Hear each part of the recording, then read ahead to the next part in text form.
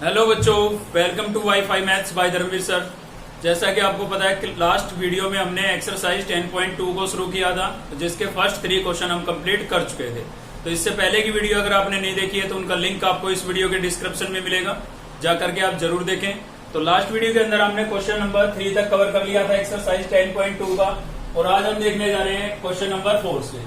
तो आज हमें सब्स्टिट्यूशन मेथड पढ़ने को मिलेगा। जैसा कि मैंने आपको बोला था कि एक्सरसाइज 10.1 के अंदर 9th चैप्टर आपका कंप्लीट रिवाइज हो जाएगा, मतलब जितने भी टाइप के क्वेश्चन आपने 9th चैप्टर में पढ़े थे सभी इस एक एक्सरसाइज के अंदर रिपीट होंगे। ठीक है, तो पिछले 3 क्वेश्चन हमने जो पढ़े वो सेम एक्सरसाइज 9.1 पर बेस्ड थे, 9th चैप्टर की फर्स्ट एक्सरसाइज पर बेस्ड थे।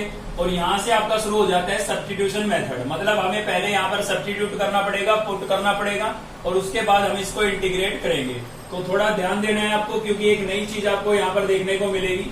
तो चलिए करते हैं सोल्व इसको। क्या है भाई, हमारे पास integration 0 to 1 x e raise to power x square और इंटू में क्या है भाई dx। क्वेश्चन को देखते ही आप समझ जाएंगे कि यहाँ पर हमें पुट करना पड़ेगा, सब्स्टिट्यूट करना पड़ेगा। कैसे भाई, मैंने आपको बताया था कि जो ट्रिग्नोमेट्रिक फंक्शन होते हैं उनके एंगल की डिग्री, यहाँ पर जो ये थीटा लिखा होता है ना, इसकी डिग्री आपकी 1 होनी चाहिए। अगर 1 से लेस या 1 से ग्रेटर है तो सब्स्टिट्यूट आपको करना पड़ेगा। किसको करना पड़ेगा, यहाँ पर जो थीटा है उसी को सब्स्टिट्यूट करना होता है। मान लीजिए यहाँ पर स्क्वायर आ गया तो इसी को सब्स्टिट्यूट कर देंगे।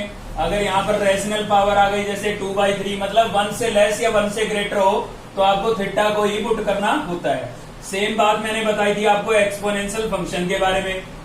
अगर e की पावर में x है तो आपका सीधा इंटीग्रेट हो जाएगा, लेकिन इस x की पावर अगर 1 से लेस या 1 से ग्रेटर है, 1 से कम है या 1 से ज्यादा है, तो आपको सब्स्टिट्यूट करना पड़ेगा। ठीक है ना। तो आपको क्वेश्चन में दिख रहा होगा x की पावर कितनी है भाई, 2 है, तो इसको ही हमें क्या करना पड़ेगा, सब्स्टिट्यूट करना पड़ेगा, पुट करना पड़ेगा। ठीक है, साथ ही आपको डेरिवेटिव भी दिख रहा होगा, एक्स स्क्वायर का डेरिवेटिव यहाँ पर x दिख रहा होगा। वैसे एक्स स्क्वायर का 2x होता है, लेकिन 2 तो कांस्टेंट है, उसको तो हम एडजस्ट कर लेते हैं ना dt की तरफ। ठीक है, पहले पढ़ा है आपने 9th चैप्टर में। तो चलिए पुट कर देते हैं हम भाई, एक्स स्क्वायर को क्या पुट कर देते हैं, t पुट कर देते हैं। ठीक है ना। तो पुट करने के बाद हम क्या करते थे, डेरिवेटिव करते थे। किस लिए करते थे भाई, dx की वैल्यू निकालने के लिए। तो एक्स स्क्वायर का करेंगे तो क्या हो जाएगा 2x, और इंटू में क्या होगा dx, और t का क्या हो जाएगा भाई dt। ठीक है, आप देख सकते हैं यहाँ पर x भी है और dx भी है, लेकिन 2 नहीं है, तो 2 को हम उधर भेज देते हैं। तो क्या हो जाएगा x into dx equals to 1/2 dt। तो जैसा कि मैंने आपको 9.2 एक्सरसाइज में यानी कि 9th चैप्टर में बताया था कि जब भी आप सब्स्टिट्यूशन मेथड लगाएंगे यानी कि पुट करेंगे, तो इसका मतलब ये होता है कि आप अपने वेरिएबल को चेंज कर रहे हैं। ठीक है ना। एक्स स्क्वायर को मैंने t पुट कर दिया, तो अब मेरा वेरिएबल क्या हो जाएगा t। यहाँ पर केवल आपको t नजर आएगा अब ये वैल्यू रिप्लेस करने के बाद। तो ये लिमिट किसकी थी, अभी फिलहाल ये लिमिट थी x की। तो जब वेरिएबल चेंज कर दिया तो लिमिट भी आपकी चेंज होनी चाहिए, मतलब x की वैल्यू थी तो यहाँ पर किसकी लिखी जाएगी, t की वैल्यू लिखी जाएगी। कहने का मतलब लिमिट भी आपको चेंज करनी पड़ेगी जब भी आप सब्स्टिट्यूट करेंगे, पुट करेंगे तब। ठीक है ना।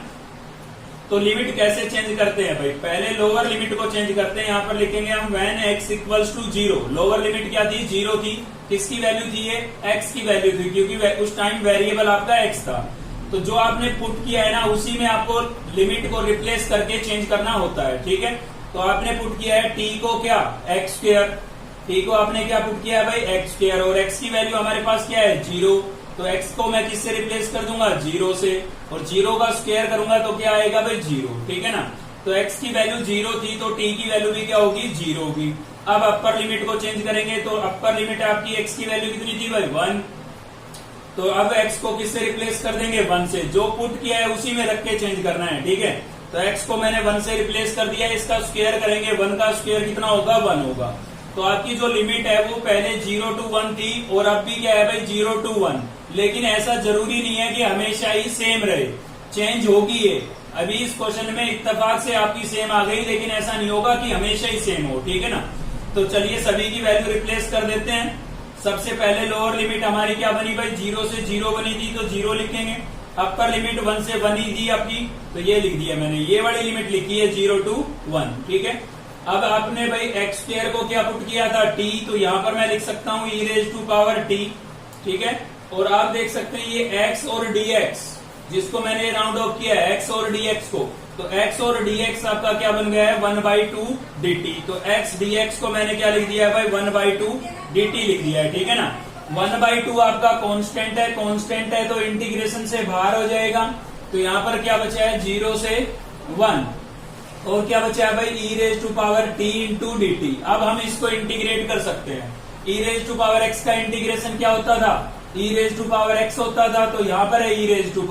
तो e⁻t का इंटीग्रेशन क्या होगा भाई e⁻t होगा, सेम होता है, ठीक है। और लिमिट लिखेंगे यहाँ पर 0 to 1, ठीक है। डेफिनेट इंटीग्रेशन पढ़ रहे हैं, लिमिट आपको दिख रही है, इसका मतलब डेफिनेट है और डेफिनेट में प्लस सी नहीं करते हैं हम, ठीक है ना, याद रखें आप।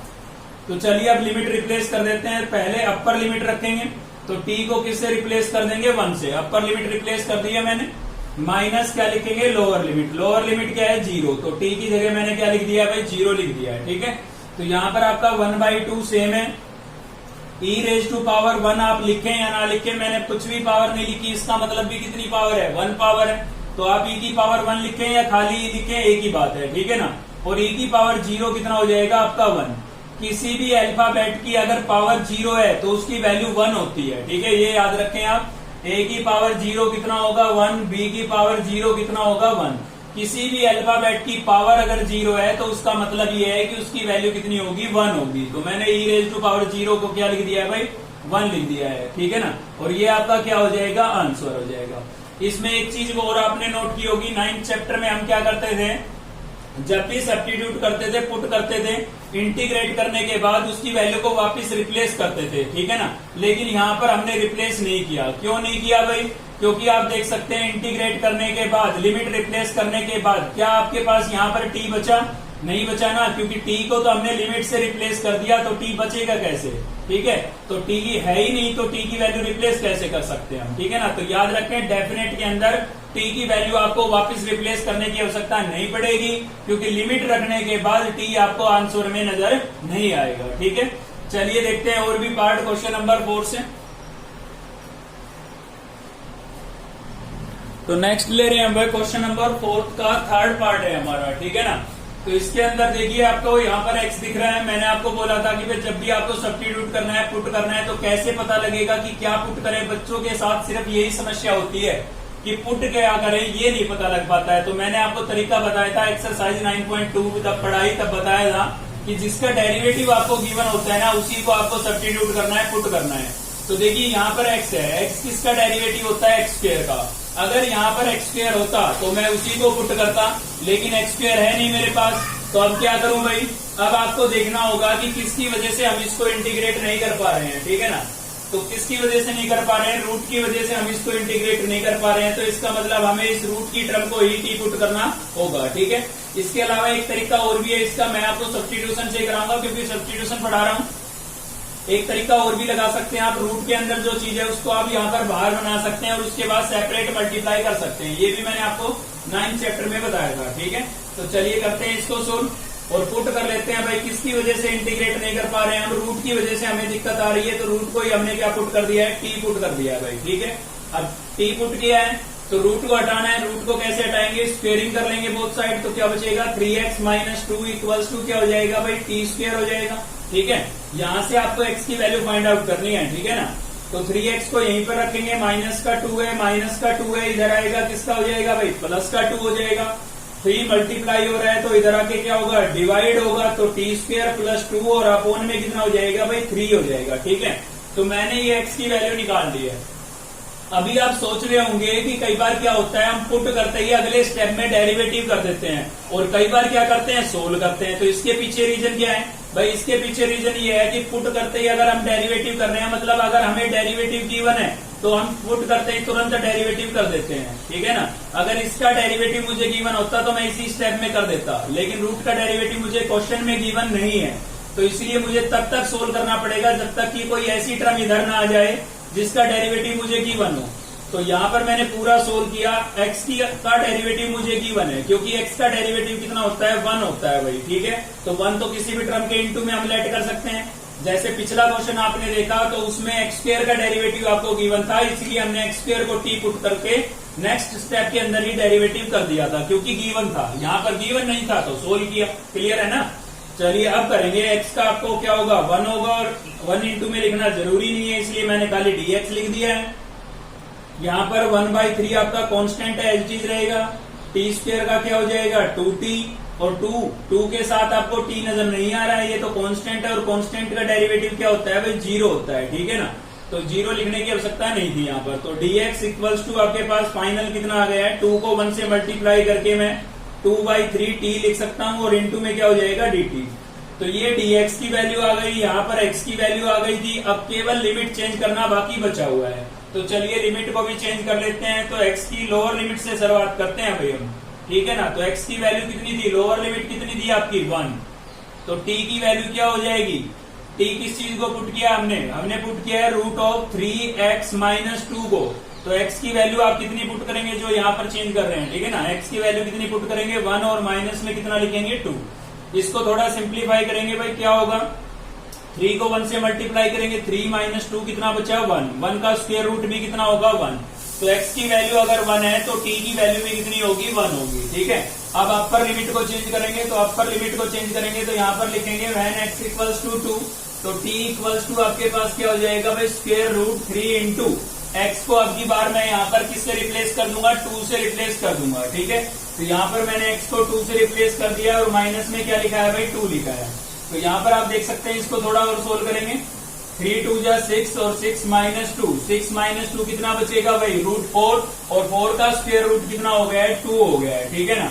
तो आपने देखा x की वैल्यू 1 पर t की वैल्यू भी 1 है, और x की वैल्यू 2 पर t की वैल्यू भी क्या है 2 है, मतलब लिमिट यहाँ पर सेम रही। तो जैसा पिछला क्वेश्चन में बोला था मैंने आपको, फिर से बोल रहा हूँ, ये बात हमेशा सेम नहीं रहेगी, ये आ रही है इत्तेफाक से। अगला ही पार्ट जब हम देखेंगे ना, तब आपको नजर आएगा कि वास्तव में लिमिट बदलती है, ठीक है ना।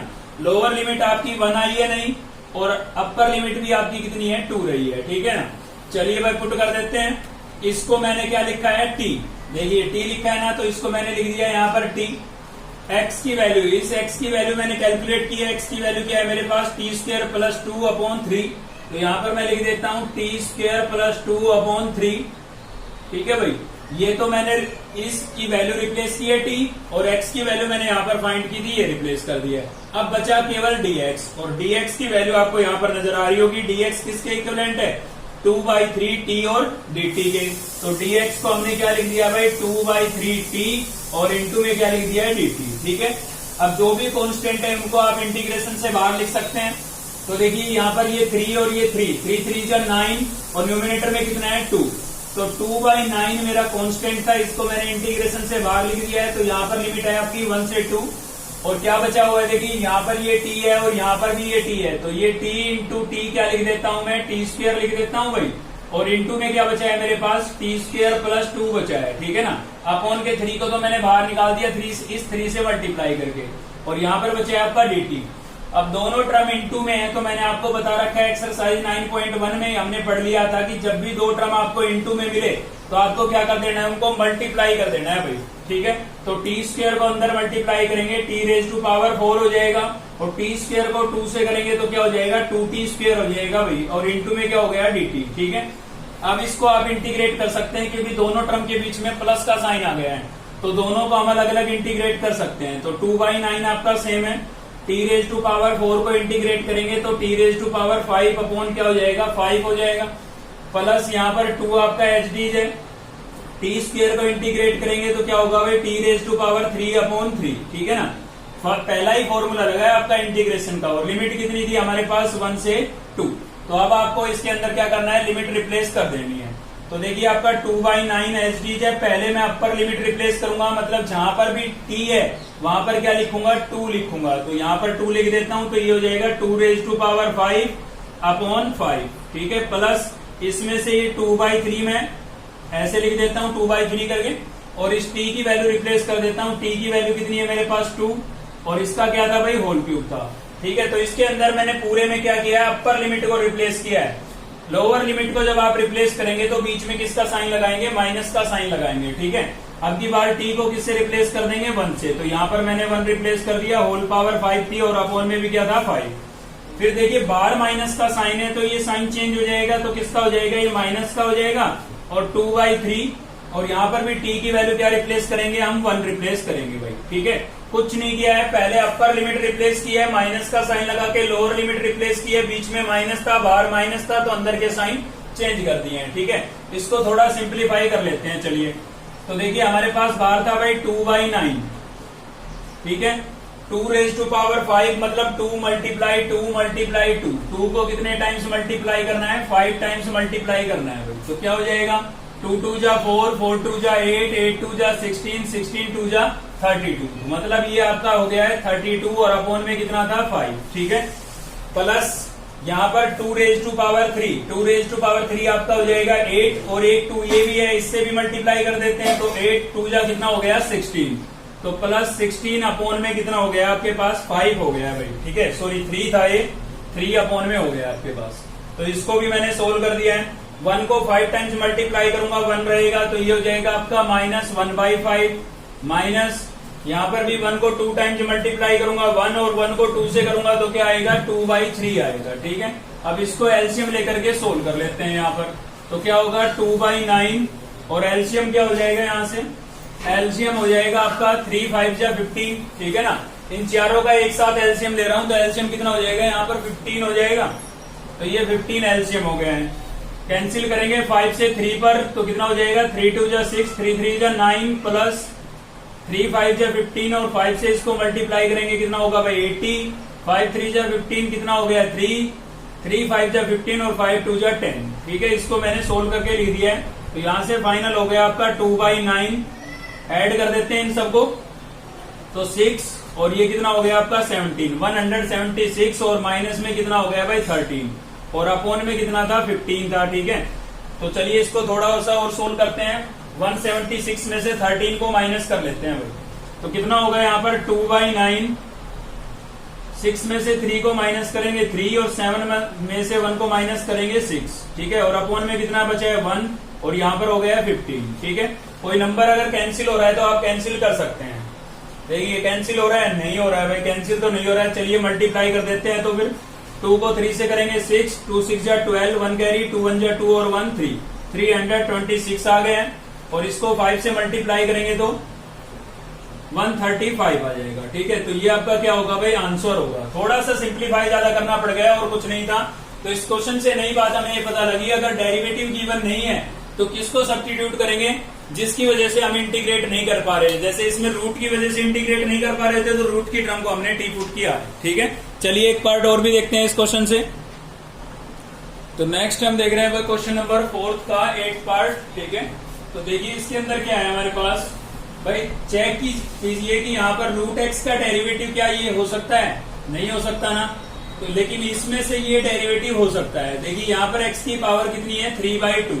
मैंने आपको एक सीधा तरीका बताया था डेरिवेटिव चेक करने का, क्योंकि पुट तभी कर पाएंगे जब आप डेरिवेटिव को सर्च कर पाएंगे कि किसका डिफरेंशिएशन आपको गिवन है, किसका डेरिवेटिव गिवन है। ठीक है, तो देखिए रूट एक्स है, रूट का मतलब होता है 1/2 पावर। ठीक है ना, रूट का मतलब कितना होता है 1/2 पावर। और आपको पता है डेरिवेटिव जब हम करते हैं तो पावर में से 1 माइनस करते हैं, तो इसमें आप वापिस +1 करके चेक कर लें। तो +1 करेंगे तो x की पावर कितनी हो जाएगी 3/2 नहीं हो जाएगी, 1.5 कितना होता है 3/2। मतलब ये रूट एक्स जो है ये किसका डेरिवेटिव है, इसका डेरिवेटिव है। और साथ में 30 क्या चीज है, कांस्टेंट है, इसके साथ x नहीं है। तो मैंने अक्सर आपको बताया है कि जिसको आप पुट करने जा रहे हैं अगर उसके साथ कोई कांस्टेंट है तो आप उसको भी साथ में पुट कर सकते हैं, क्योंकि कांस्टेंट का डेरिवेटिव क्या होता है 0 होता है। ठीक है ना, तो यहां से क्लियर हो गया है कि हमें 30 माइनस x की पावर 3/2 को t पुट करना होगा, क्योंकि इसका डेरिवेटिव हमें गिवन है 30 का 0 होता है और x की पावर 3/2 का रूट एक्स आएगा। आप देख रहे ना, आप करेंगे तब। ठीक है ना, तो चलिए करते हैं। 30 का क्या होगा 0 माइनस आपका सेम है, पावर आगे आएगी 3/2 आगे आ जाएगा और 3/2 में से 1 माइनस करेंगे कितना बचेगा 1/2 बचेगा। पहला ही फॉर्मूला लगाया डेरिवेटिव का x raise to power n into x raise to power n-1। ठीक है ना, वही फॉर्मूला लगाया हमने। तो यहाँ पर हाफ पावर का मतलब क्या हो जाएगा भाई रूट एक्स और इंटू में क्या हो गया dx। आप देख सकते हैं क्वेश्चन में आपके पास 3/2 नहीं है, तो नहीं है तो इसको हम dt की तरफ भेज देंगे और dt की तरफ जाएगा तो क्या हो जाएगा भाई 2/3 नहीं हो जाएगा, रेसिप्रोकल हो जाएगा इसका। और इंटू में क्या है dt। ठीक है, तो रूट एक्स dx को आप क्या लिख सकते हैं -2/3 dt लिख सकते हैं। अब बची है बात किसकी, लिमिट की। तो चलिए लिमिट को भी चेंज कर लेते हैं। तो लिमिट को चेंज करेंगे, पहले लोअर लिमिट को चेंज करते हैं। लोअर लिमिट आपकी कितनी थी, 4 थी, ठीक है। तो x इक्वल्स टू आप कितना रिप्लेस कर देंगे, इसके अंदर पुट कर देंगे, 4 पुट कर देंगे, ठीक है। किसमें पुट करना होता है, जिसको आपने t रखा है ना, उसी से लिमिट आपको चेंज करनी होती है, इसी से हमें क्या करनी है, लिमिट चेंज करनी है। तो पहले लोअर लिमिट को चेंज कर रहे हैं, जहां पर भी x लिखा है वहां पर मैंने लिख दिया है 4 और इसकी होल पावर कितनी थी भाई, 3/2 थी। तो इसको जब हम सोल्व करेंगे तो क्या होगा, 30 माइनस 4 को मैं क्या लिख सकता हूँ, 2 का स्क्वायर लिख सकता हूँ। क्यों लिखा है मैंने ऐसा, क्योंकि रेशनल पावर जब भी होती है ना, तो डेनोमिनेटर में जो नंबर दिखना है सेम आपको अंदर बनाना होता है, ताकि वो क्या हो जाए, कैंसिल हो जाए भाई, ठीक है। तो क्या बचता है यहाँ पर 30 माइनस 2 की पावर 3, 2 रेज टू पावर 3 कितना होता है भाई, 8 होता है। तो 30 माइनस 8 करेंगे तो कितना आ गया, 22 आ गया। तो लोअर लिमिट आपके पास कितनी बन गई है, 22। 4 थी पहले पुट करने के बाद, यानी कि t के लिए कितनी हो गई, 22 हो गई। तो मैंने आपको बोला था कि हमेशा लिमिट सेम नहीं रहेगी, जब भी पुट करते हैं तो लिमिट आपकी चेंज हो जाती है। इत्तेफाक से 1-2 क्वेश्चन में सेम हो सकती है, ठीक है। अब अपर लिमिट को चेंज कर रहे हैं, तो x इक्वल्स टू कितना पुट करेंगे भाई, 9 पुट करेंगे। और कहाँ पुट करेंगे, जिसको हमने t रखा था, ठीक है ना। किसको रखा था हमने t, हमने t रखा था 30 माइनस x की पावर 3/2 को, ठीक है। तो इसमें हम x को किससे रिप्लेस कर देंगे, 9 से रिप्लेस कर देंगे। यहीं पर रिप्लेस कर देता हूं मैं 9। अब देखिए इसकी जो होल पावर है वो रेशनल पावर है, और रेशनल पावर है तो अपोन में आपको 2 दिख रहा है, मतलब इसको भी हमें 9 को भी 2 की पावर में लिखना पड़ेगा। तो 9 को मैं 3 की पावर 2 लिख सकता हूँ, और होल पावर मेरे पास कितनी हो गई भाई, 3/2 हो गई है। तो 2 से 2 क्या हो जाएगा, कैंसिल। तो यहाँ पर बचता है 30 माइनस 3 रेज टू पावर 3, और 3 रेज टू पावर 3 कितना होगा भाई, 27 हो जाएगा। तो 30 माइनस 27 कितना हो गया है, 3 हो गया है, ठीक है। तो ये लिमिट भी चेंज कर लिया है, सभी की वैल्यू रिप्लेस कर देते हैं। चलिए, तो आप देख सकते हैं भाई लोअर लिमिट तो आपकी कितनी आई थी, लोअर लिमिट आपकी आई थी 22, तो यहाँ पर मैंने लिख दिया 22। अपर लिमिट आपके पास आई है 3, तो यहाँ पर मैंने लिख दिया है 3, ठीक है। और रूट एक्स डी एक्स की वैल्यू आपके पास क्या आई है भाई, -2/3 dt। तो यहाँ पर लिख देता हूं मैं -2/3 dt, ठीक है। और डेनोमिनेटर के अंदर जो आपको ये दिखाई दे रहा है, इसको हमने क्या पुट किया था, t पुट किया था। तो इसको मैं लिखूंगा t, और इसका होल स्क्वायर है तो यहाँ पर t का भी क्या कर दूंगा, स्क्वायर कर दूंगा भाई, ठीक है। तो चलिए आगे सोल्व कर लेते हैं। -2/3 कॉन्स्टेंट है, उसको मैं बाहर लिख सकता हूँ। तो इंटीग्रेशन क्या बचेगा, 22 रेज टू पावर 3, न्यूमिनेटर में कुछ नहीं बचा, 1 लिखेंगे। अपोन में क्या है, टी स्क्वायर, और dt को मैंने इंटू में लिख दिया है, ठीक है। अब देखिए एक चीज और आपको यहाँ पर ध्यान से समझनी है, नई चीज है, अब तक नहीं पढ़ी थी हमने, कि लिमिट जो होती है आपकी, लोअर लिमिट हमेशा लेस होती है अपर लिमिट से, ठीक है। लेकिन यहाँ पर आप देख सकते हैं लोअर लिमिट आपकी 22 है और अपर लिमिट क्या है 3। कई बार पुट करने के बाद जब हम लिमिट चेंज करते हैं तो ऐसा हो जाता है। तो ऐसे केस के अंदर आपको क्या करना है, लिमिट को वापस से इंटरचेंज कर देना है। मतलब लोअर लिमिट आपकी हमेशा क्या होनी चाहिए, लेस होनी चाहिए अपर लिमिट से, ठीक है। अगर ग्रेटर आती है तो आप लिमिट को इंटरचेंज कर सकते हैं, और इंटरचेंज करेंगे तो आपको बाहर किसका साइन लगाना होगा, माइनस का साइन लगाना होगा, यानी कि माइनस से मल्टीप्लाई करना होगा। तो देखिए माइनस ऑलरेडी था, माइनस से मैं मल्टीप्लाई करूंगा, प्लस हो जाएगा, और लोअर लिमिट आपकी अपर हो जाएगी, अपर क्या हो जाएगी, लोअर हो जाएगी। मतलब केवल बाहर माइनस लगा करके आप अपनी लिमिट को इंटरचेंज कर सकते हैं, ठीक है ना। तो ये मैंने कर दिया है। अगर आप नहीं भी करते और सीधा इसको इंटीग्रेट कर देते हैं तो आंसर तो सही होगा, लेकिन कंसेप्ट के हिसाब से, ठीक है, लोअर लिमिट आपकी अपर लिमिट से लेस होनी चाहिए, ठीक है। अब इसको इंटीग्रेट करने के लिए आप क्या करेंगे, इसको t रेज टू पावर -2 लिख देंगे। आपको बताया था कि डेनोमिनेटर में वेरिएबल की पावर अगर 1 से ग्रेटर या 1 से लेस है तो उसको इंटीग्रेट करने के लिए न्यूमिनेटर में लेके जाना होता है, ठीक है ना। तो ऐसा ही किया मैंने। यहाँ पर 2/3 आपका कांस्टेंट था, इसको इंटीग्रेट करेंगे, पहला ही फॉर्मूला लगेगा x raise to power n वाला। तो +1 करेंगे, -2 + 1 कितना बचेगा, -1, और अपोन में भी क्या लिखेंगे भाई, -1। और लिमिट आपके पास थी यहाँ पर 3 से 22, ठीक है। इंटीग्रेट मैंने कर दिया है। इंटीग्रेट करने के बाद पावर अगर नेगेटिव बचती है तो इसको आप वापस पॉजिटिव लिख सकते हैं। कैसे, वापस डेनोमिनेटर में ले जाकर के, ठीक है। तो ये माइनस था, इसको मैंने बाहर लिख दिया है। अपोन में 1 लिखना जरूरी नहीं था, तो t की पावर -1 थी तो उसको मैं 1/t की पावर +1 लिख सकता हूँ, और प्लस का 1 लिखना जरूरी नहीं होता है। इसलिए मैंने यहाँ पर नहीं लिखा है। ठीक है, अब इसके अंदर मैं लिमिट रिप्लेस कर देता हूं। तो पहले लिखेंगे हम अपर लिमिट, तो अपर लिमिट आपकी कितनी है 22, तो मैंने t को 22 से रिप्लेस कर दिया है। बीच में माइनस का साइन लगाएंगे, फिर लोअर लिमिट लिखेंगे, तो लोअर लिमिट कितनी थी 3। ठीक है, अब इसको थोड़ा एलसीएम लेकर के सोल्व करेंगे भाई। -2/3 एलसीएम आपका कितना हो जाएगा 66 हो जाएगा। ठीक है, इसके साथ सोल्व करेंगे कितना बचेगा 3, इसके साथ सोल्व करेंगे तो कितना आएगा आपका 22। ठीक है, एलसीएम लेकर के सोल्व करना सभी को आता होगा। तो यहाँ पर क्या बचता है हमारे पास -2/3, और न्यूमिनेटर के अंदर 3 में से 22 को माइनस करेंगे, यानी कि 22 में से आप 3 को माइनस करेंगे तो आपके पास कितना बचेगा भाई 19 बचेगा। ठीक है, और किसका बचेगा माइनस का, और अपोन में कितना बचा है, अपोन में आपके पास है 66। ठीक है, तो आप देख सकते हैं ये माइनस माइनस तो क्या हो जाएगा प्लस हो जाएगा। चलिए इसको कैंसिल कर लेते हैं, 2 1 जा 2, और ये कितने पर कैंसिल हो गया है 33 पर कैंसिल हो गया है। ठीक है, तो ये माइनस माइनस तो प्लस हो गया, तो कितना बचा 19, प्लस का साइन लगाना जरूरी नहीं है, और 3 को 33 से मल्टीप्लाई करेंगे तो कितना आएगा भाई 99 आएगा, जो कि आपका क्या हो गया है आंसर हो गया है। ठीक है, चलिए देखते हैं अब नेक्स्ट क्वेश्चन। तो भाई नेक्स्ट हम देख रहे हैं क्वेश्चन नंबर 5 का फर्स्ट पार्ट। ठीक है, तो देखिए ध्यान से देखिए, इसके अंदर भी सेम आपका सब्स्टिट्यूशन मेथड रिवाइज हो रहा है, यानी कि एक्सरसाइज 9.2 अगर आपने ध्यान से पढ़ी है तो कोई दिक्कत ही नहीं है फिर तो। ठीक है, तो इसमें देखिए केवल साइन और कोस आपको नजर आ रहा है। क्या साइन का डेरिवेटिव ये रूट कोस एक्स हो सकता है? नहीं हो सकता है भाई। और रूट कोस एक्स का साइन क्यूब हो सकता है? नहीं हो सकता है, दोनों ही नहीं हो सकते। तो एक बात आपको याद आ रही होगी, मैंने आपको बताया था कि साइन या कोस की पावर अगर आपके पास ओड आती है, ओड पावर आती है, ओड पावर का मतलब आप समझते होंगे कि पावर आपकी ऐसी आ जाए जो 2 की टेबल में नहीं आती हो। ठीक है ना, तो ऐसे केस में आप क्या करेंगे, उसमें से एक पावर को अलग से निकाल देंगे भाई। तो साइन क्यूब था, इसको मैं ऐसे लिख सकता हूं साइन स्क्वायर थीटा, और इंटू में क्या लिख दूंगा भाई साइन थीटा, और इंटू में क्या हो गया डी थीटा। तो ये अलग से मैंने जो पावर निकाली है ना, यही आपका डेरिवेटिव बनता है। ठीक है, तो ये साइन है, साइन किसका डेरिवेटिव होता है भाई कोस का होता है, मतलब मुझे कोस पुट करना पड़ेगा। तो इसके अलावा पूरा फंक्शन आपका किसमें होना चाहिए कोस में, क्योंकि हम कोस को पुट करेंगे। तो ये तो ऑलरेडी कोस है, इसको हमें कोस में बदलना पड़ेगा। ठीक है, तो चलिए कोस में बदल देते हैं।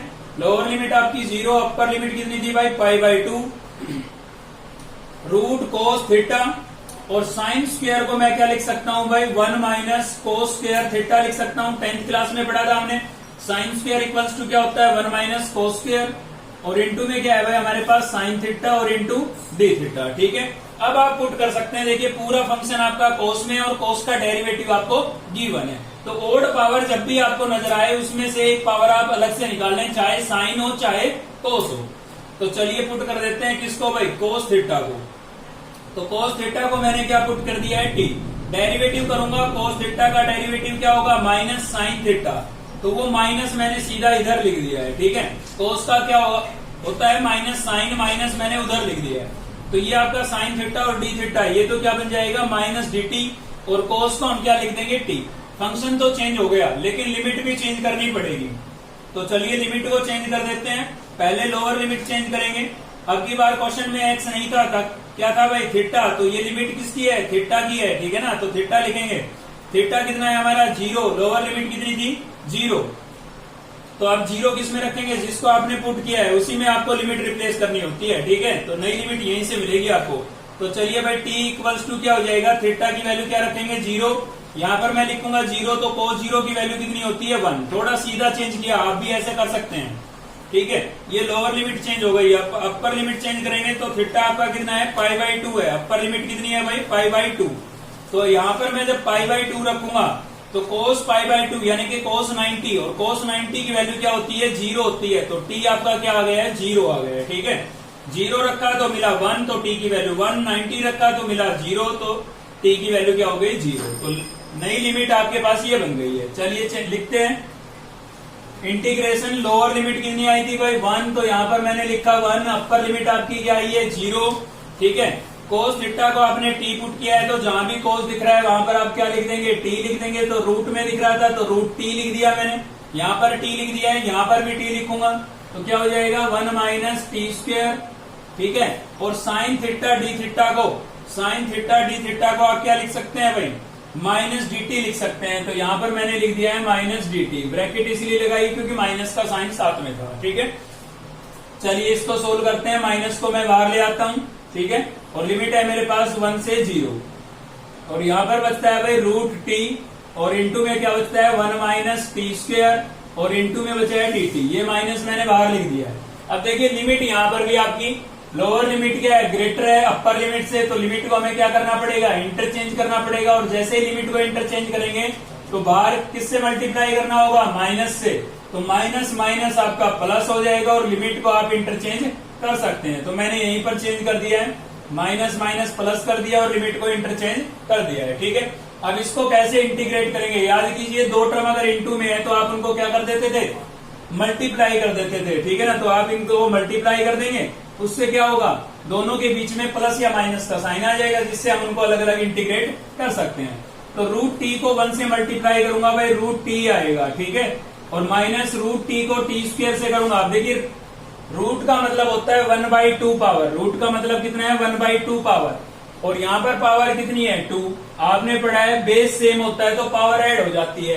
तो इसको जब आप इससे मल्टीप्लाई करेंगे, दोनों का बेस तो टी है, यहाँ पर पावर है 1/2 और यहाँ पर है 2, तो दोनों ऐड हो जाएगी। तो ऐड करेंगे 2 2 जा 4 + 1 कितना हो जाएगा भाई 5/2 हो जाएगा। ठीक है, तो इसको मैं क्या लिख देता हूँ t⁵ 5/2। इसको मैंने इससे मल्टीप्लाई किया, ये आया। रूट को भी हटा करके आप पावर की फॉर्म में लिख सकते हैं, तो इसको मैं क्या लिख सकता हूँ 1/2। अब मैं इसको अलग अलग इंटीग्रेट कर सकता हूँ, तो चलिए कर देते हैं। फॉर्मूला लगेगा आपका फर्स्ट, पावर में कितना प्लस करते हैं 1, x⁴n वाला फॉर्मूला लगेगा। ठीक है ना, अब तक याद हो गया होगा। तो पावर में +1 करेंगे भाई, 1/2 + 1 कितना हो गया 3/2। अपॉन में भी क्या लिखते हैं 3/2, जो पावर बनती है उसी को अपॉन में लिखते हैं।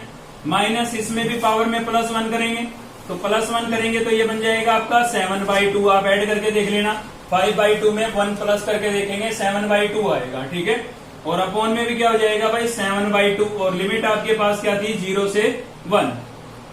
चलिए थोड़ा और सोल्व कर लेते हैं। तो कैसे सोल्व करेंगे, 3/2 को मैं क्या लिख सकता हूँ 2/3, फिर रेसिप्रोकल हो जाएगा ना इसका।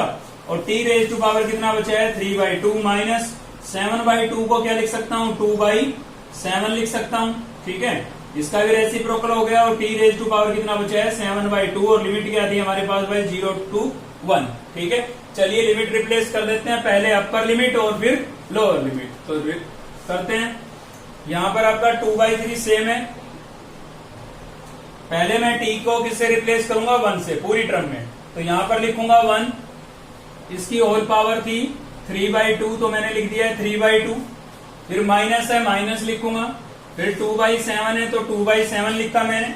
t को किससे रिप्लेस करूंगा 1 से, तो 1 से रिप्लेस किया, इसकी होल पावर थी 7/2, 7/2 लिखा है। ठीक है, तो इसमें मैंने अपर लिमिट रिप्लेस कर दी है। अब लोअर लिमिट जब रखूंगा तो लोअर लिमिट क्या है 0, यहाँ लिखूंगा 0, पूरी टर्म 0 हो जाएगी, यहाँ लिखूंगा 0, पूरी टर्म 0। मतलब लोअर लिमिट रखने से पूरा मेरा क्या हो रहा है, ये 0 हो रहा है, और 0 लिखना जरूरी नहीं था, इसलिए मैंने नहीं लिखा है। ठीक है ना, तो केवल इतना आएगा, क्योंकि 0 रिप्लेस करने से तो पूरी टर्म ही क्या हो रही है 0, और 0 लिखना जरूरी नहीं होता है। तो यहाँ से हमें मिला 2/3। क्यों भाई, क्योंकि 1 की पावर चाहे कितनी भी हो, वैल्यू कितनी होगी 1 होगी। 1 को कितने टाइम्स भी मल्टीप्लाई कर लें, ठीक है, वैल्यू कितनी रहेगी 1 रहेगी, और 1 को 2/3 से मल्टीप्लाई करेंगे 2/3 आएगा। ठीक है, माइनस यहाँ पर भी 1 रहेगा, 1 को 2/7 से मल्टीप्लाई करेंगे 2/7। एलसीएम लेंगे कितना आएगा 3 7 जा 21। ठीक है, तो इसके साथ एलसीएम को मल्टीप्लाई करेंगे, 7 पे कैंसिल होगा और 7 2 जा 14 हो जाएगा।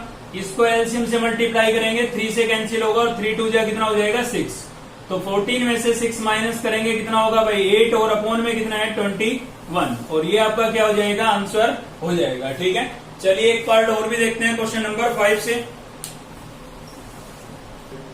तो नेक्स्ट हम देख रहे हैं भाई क्वेश्चन नंबर 5 से 4th पार्ट। ठीक है, तो नया जिस भी क्वेश्चन में होगा वो हम जरूर लेंगे। तो देखिए इसके अंदर आपको लिमिट फ्रैक्शन में नजर आ रही होगी। ठीक है, तो चलिए क्या करेंगे भाई, इसके अंदर सबसे पहले तो आप चेक करेंगे। देखिए मैंने आपको बताया था कि ट्रिग्नोमेट्रिक फंक्शन का जो थीटा होता है ना, एंगल जो होता है, उसकी डिग्री 1 होनी चाहिए। अगर 1 से लेस या 1 से ग्रेटर है तो 101% आपको पुट करना पड़ेगा, सब्स्टिट्यूट करना पड़ेगा। और किसको, उसी को सब्स्टिट्यूट करना पड़ेगा, सीधी बात है। तो एक्स क्यूब आ रहा है भाई, पावर 1 से ज्यादा आ रही है, तो इसी को ही हमें पुट करना पड़ेगा। या दूसरे तरीके से आप देख सकते हैं कि इसका डेरिवेटिव भी आपको गिवन है, ठीक है। तो एक्स क्यूब को हमें क्या पुट करना होगा, टी। अब पुट किया है तो डेरिवेटिव भी करेंगे तो क्या हो जाएगा 3x² और इंटू में dx और इक्वल्स टू क्या हो जाएगा भाई dt, ठीक है।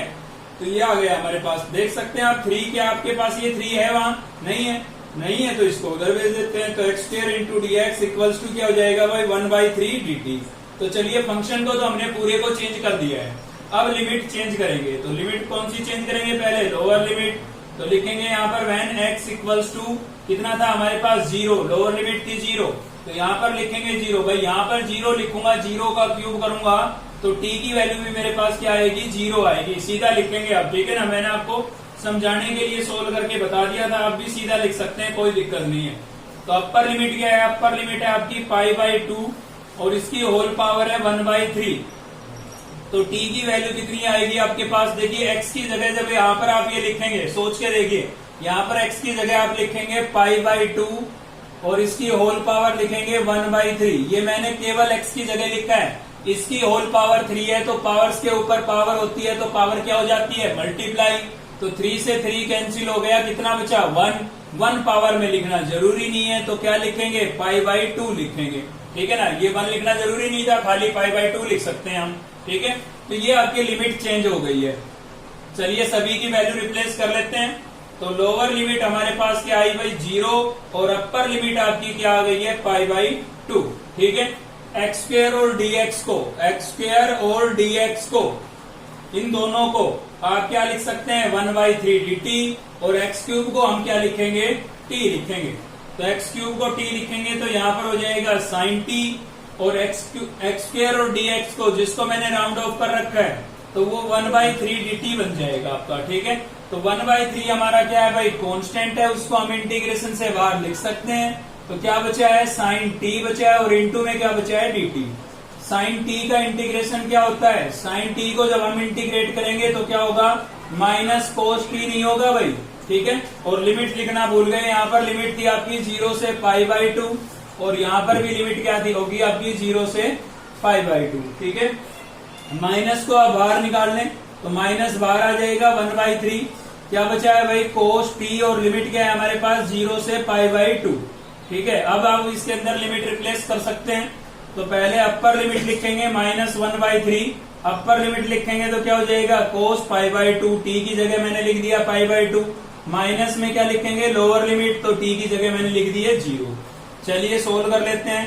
तो भाई π/2 का मतलब होता है 90 और cos 90 की वैल्यू क्या होती है 0 और cos 0 की वैल्यू क्या होती है 1, ठीक है। cos 0 की वैल्यू क्या होगी 1। अब 0 तो लिखना जरूरी नहीं है, तो क्या बचा 1/3 और अंदर से आया हमारे पास माइनस का 1, ठीक है, ये आ गया है। अब माइनस माइनस क्या हो जाएगा प्लस, 1/3 को 1 से मल्टीप्लाई करेंगे तो 1/3 और यही आपका क्या होगा भाई आंसर होगा, ठीक है। तो आज की इस वीडियो में बच्चों इतना ही था। अगर आपको वीडियो अच्छी लगी तो लाइक करिए, चैनल को सब्सक्राइब कर लीजिए अब तक नहीं किया है तो, साथ ही बेल आइकन को दबा लीजिए ताकि नेक्स्ट वीडियो का नोटिफिकेशन आपको मिलता रहे। थैंक यू, मिलते हैं नेक्स्ट वीडियो में।